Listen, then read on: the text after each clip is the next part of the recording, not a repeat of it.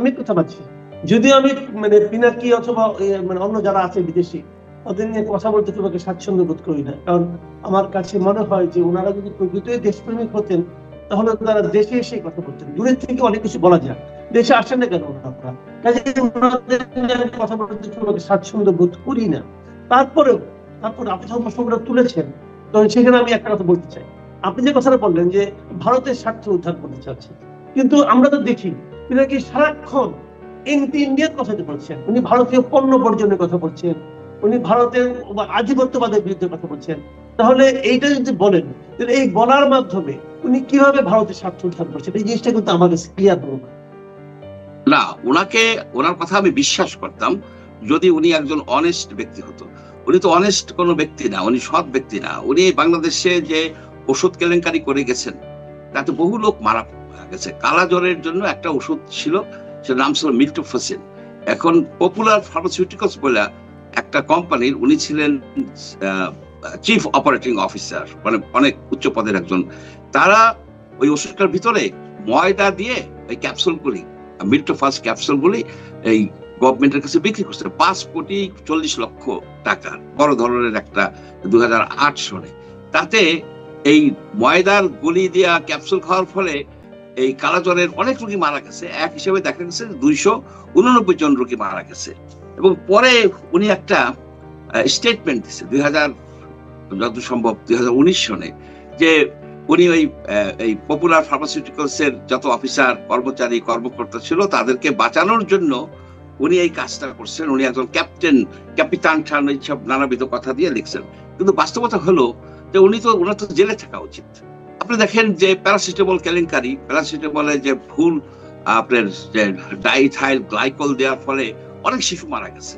একটা ছিল add flame বলে একটা কোম্পানি, তাদের একজন ম্যানেজার ছিল একটা হিন্দু ভদ্রলোক। উনি ওই 2 নম্বরটা দিয়ে টাকা মাইরা ইন্ডিয়া চলে গেছে। আর পিনাকি এখানে রুগী মাইরা প্যারিসে যাইয়া সে এখন নানাবিধ দেয়। তার তো বাংলাদেশে আসা এই জিনিসটা ক্লিয়ার করা উচিত।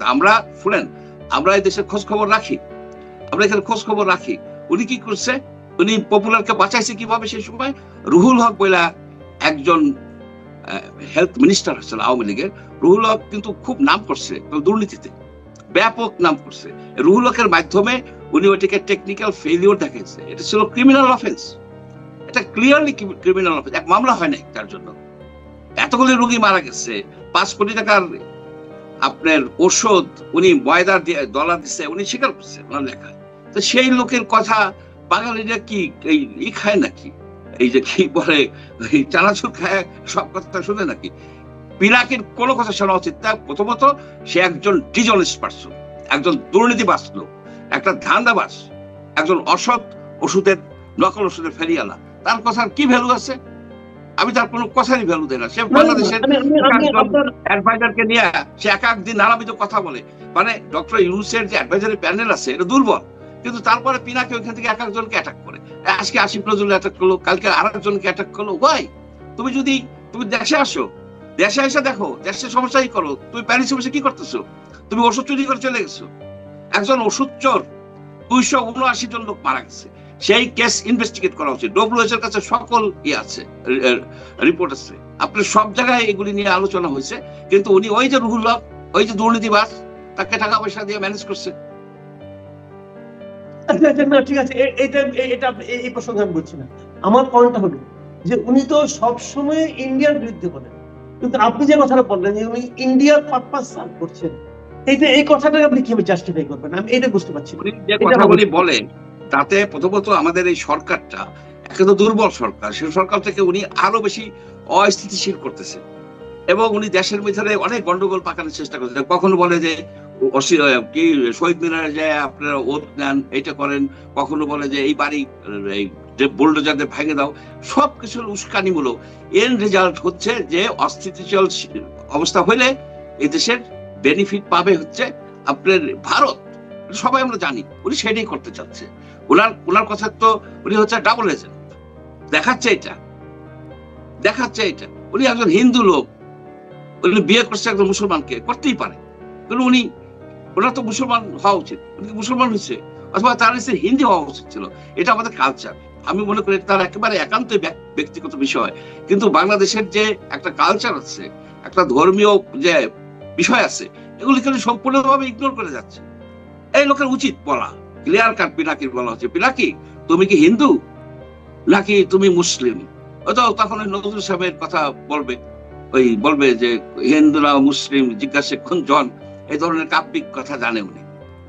না আমরা ঠিক এটাও আমরা ব্যক্তিগত প্রসঙ্গ বাদ রাখি, কিন্তু আপনি কি মনে করেন যে এই আন্দোলনটাকে, যে আন্দোলনটা আমাদের হয়েছিল, সেই আন্দোলনটাকে যৌক্তিক লক্ষ্যে পৌঁছানোর জন্য সকল মানুষকে আসলে একটা একতাবদ্ধ থাকা প্রয়োজন ছিল কিনা, এবং এটা এই সমস্ত ক্ষুদ্র ক্ষুদ্র বিষয় নিয়ে আলোচনা করে দেশে একটা গন্ডগোল পাকানো, এবং গন্ডগোল পাকানো ওই যে ওলট পালট করে যে লুটে পুটে খায়, এই ধরনের একটা পরিস্থিতি তৈরি করাটা, এটা কি আমাদের জাতির জন্য ভালো হচ্ছে কিনা? একেবারে ভয়ঙ্কর অবস্থা। আপনার জাতি একটা ক্রান্তিকাল দিয়ে যাচ্ছে। সেইখানে আমরা একজন অতি বৃদ্ধ একজনকে আমরা চুজ করছি, যা করছি। এখন তাকে যাতে সে যেন চালায় একটা নির্বাচন দিতে পারে, এবং তাকে ক্লিয়ারলি বোঝানো দরকার যে আপনি যে কাজটা করছেন আপনি নিরপেক্ষতা হারিয়ে ফেললেন। আপনাকে এখানে আনা হয়েছে দুইটা কারণে। একটা হচ্ছে যে আপনার ওয়েস্টার্ন কান্ট্রির সাথে আপনার ভালো সম্পর্ক আছে, বিশেষ করে আমেরিকার সাথে ভালো সম্পর্ক আছে, এই একটা কারণ। আর একটা কারণ হচ্ছে যে আপনি একজন নিরপেক্ষ ব্যক্তি এবং নোবেল লরিয়েট নিরপেক্ষ ব্যক্তি। আপনি এখন যে দুইটি হারাই ফেলেন। একটা হচ্ছে যে ট্রাম্প সাহেব আপনাকে ইনভাইট করে নাই, আমেরিকা আপনাকে ইনভাইট করে নাই তাদের ইনঅগারেশনে, কোন রকমের দেয় নাই, সেটা ধরেন একটা বিষয়।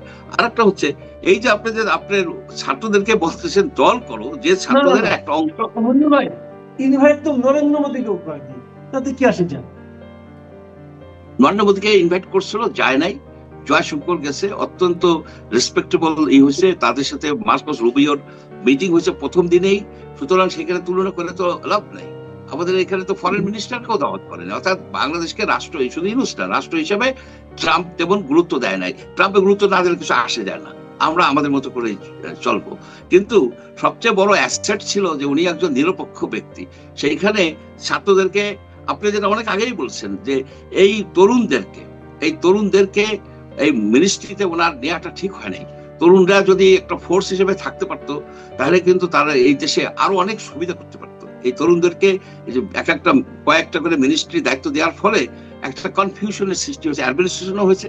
কিন্তু এই তরুণরা কিন্তু, তাদেরকে আমি সবসময় স্যালুট করব যে তারা একজন ডিক্টেটরের হাত থেকে, তাদের নেতৃত্বে ডিক্টেটরের হাত থেকে আমরা মুক্তি পাইছি।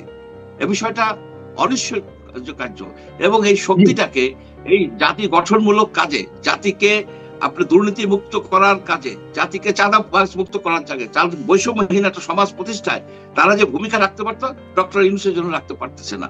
আজকে যদি এই যে বলেন হাসনাত বলেন, সার্জিস বলেন, এই যে যারা আছে, তারা বাইরে একটা শক্তি হিসেবে হুঙ্কার দেয় যে বাংলাদেশের আনাচে কানাচে সব চাঁদাবাজদেরকে আমরা উৎখাত করব, আমরা দুর্নীতি দমন করব, দুর্নীতি হইলে আমরা তাদেরকে ছেড়ে বেড়ে খেয়ে ফেলবো, এই জিনিসটা উনি হইতে দেয় নাই। উনি চাঁদাবাজদেরকে বিরুদ্ধে একটা কথা বলে না, বলা উচিত। অনেক ধন্যবাদ। আমরা আর অগ্রসর হচ্ছি না, অনেক কথা বললেন আপনি, মঞ্জুর আহমেদ চৌধুরী, আপনি অনেক ধন্যবাদ। প্রিয় দর্শক, আপনারা শুনলেন ওনার বক্তব্য, আমি আর বিশেষ কোনো বক্তব্য বললাম না। আপনারা ভালো থাকবেন, আগামীতে আবার কথা হবে।